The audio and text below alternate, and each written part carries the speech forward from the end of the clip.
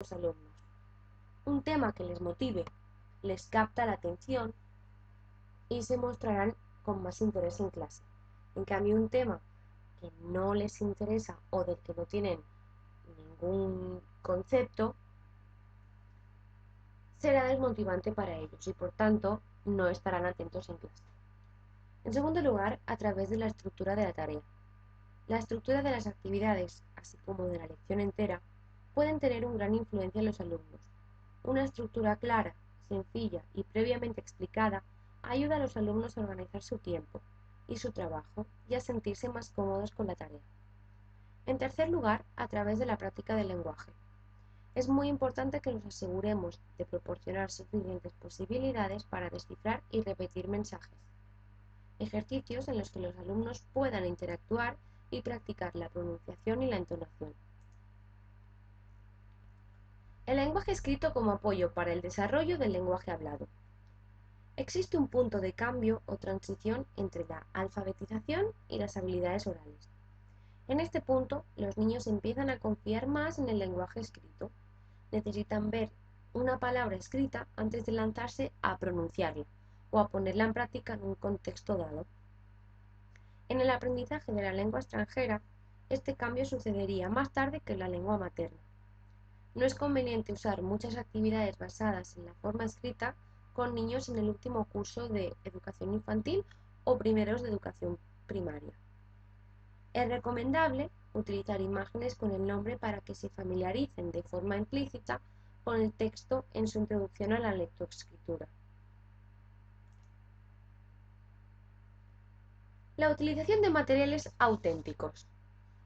Son materiales auténticos aquellos que no han sido creados específicamente con un objetivo didáctico, sino que han sido diseñados con otro propósito, pero se utilizan en el aula. En muchas ocasiones es más fácil crearlos y adaptarlos de este modo a los objetivos y propósitos específicos de nuestra clase. Pero estos ejemplos que proporcionan ejemplos de diálogo donde se vean con claridad las estructuras gramaticales son creados específicamente para trabajar en clase y son por tanto ejemplos forzosos. A continuación encontraremos un conjunto de recursos en línea con los que trabajar a partir de situaciones cotidianas. Tenemos un ejemplo de estímulo-motivación y dos de un ejemplo lingüístico.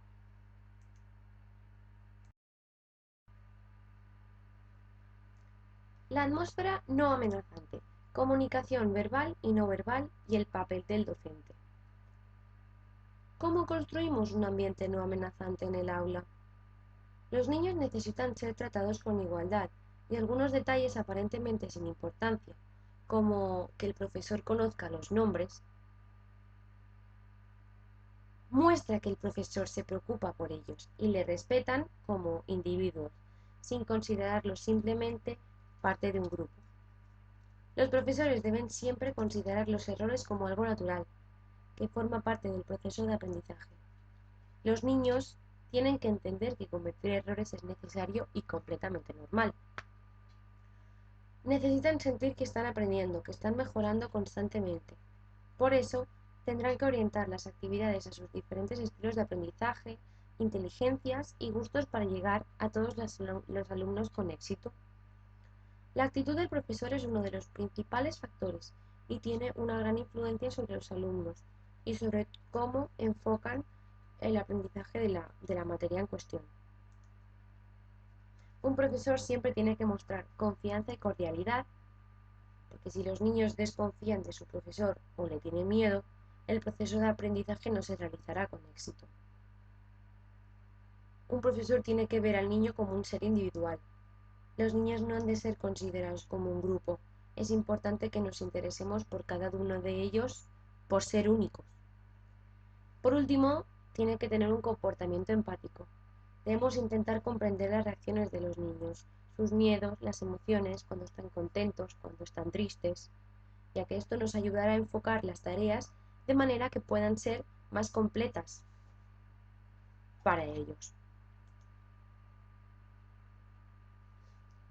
Este es uno de los elementos más importantes en el aula de educación infantil y primaria, el uso del lenguaje en el aula. Primero porque es la herramienta principal del maestro.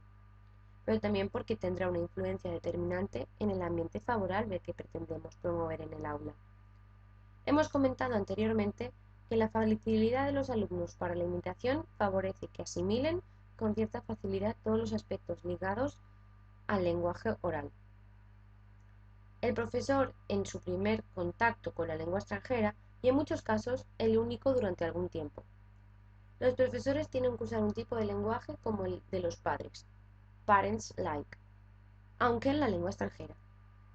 Por tanto, se tiene que utilizar un vocabulario y una estructura gramatical sencilla, similares a las que los pequeños manejan en su lengua materna. Por último, es importante la acentuación y entonación, pues con una entonación adecuada estaremos ayudándoles a deducir más fácilmente el contenido de nuestro mensaje, además ayudándoles a familiarizarse con este aspecto de la lengua inglesa.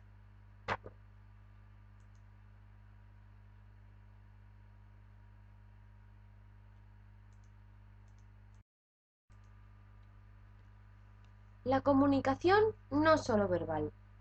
Tenemos que tener en cuenta que un altísimo porcentaje de las interacciones que llevamos a cabo durante el día son a través del lenguaje no verbal. Los niños usan su cuerpo espontáneamente para expresarse de manera natural a través del movimiento. Además, se identifican físicamente con el mundo que les rodea. Los alumnos más pequeños confían en su sentido para aprender, para expresarse, para entender y comunicar.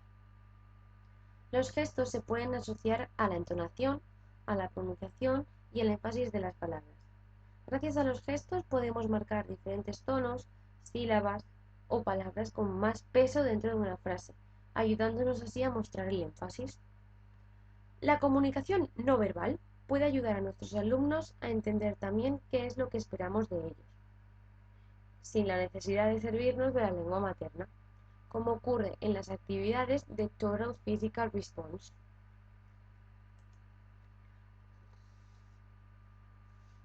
El papel del docente.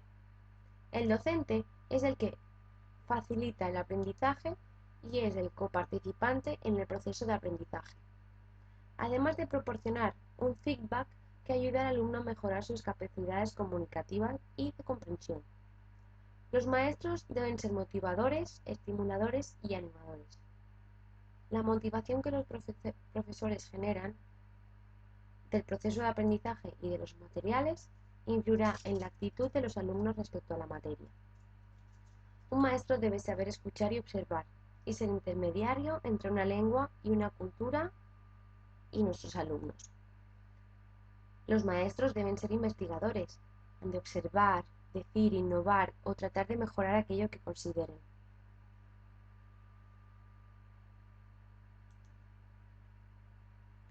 Por último, considero importante señalar algunos aspectos a tener en cuenta en la enseñanza de la lengua extranjera en estas edades.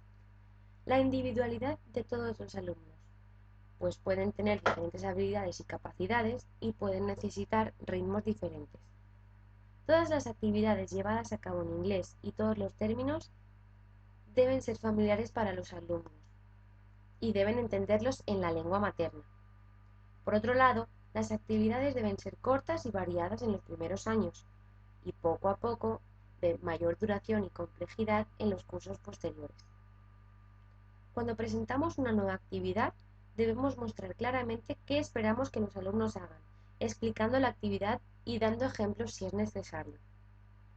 Como ya hemos comentado, la repetición será de gran importancia para que los alumnos asimilen lo que escuchan. Los alumnos más jóvenes aprenden más rápido y mejor llevando a cabo acciones. Los niños deben aprender a trabajar y participar de diferentes maneras, por lo que tenemos que proponer actividades en las que trabajen de manera individual, en pareja o en grupos. Utilizar la lengua inglesa lo más posible y hablar de manera clara y sencilla, utilizando estructuras gramaticales no muy complejas. Por último, hay algo que no podemos olvidar cuando enseñamos inglés. Aprender una lengua no es únicamente aprender a comunicarnos con los demás y expresar nuestras ideas y sentimientos de una manera correcta. Es mucho más que eso. Es nuestro papel de ayudar a los alumnos a integrarse en una educación intercultural, respetando y apreciando las diferencias de los demás. como seres únicos que somos todos. Muchas gracias.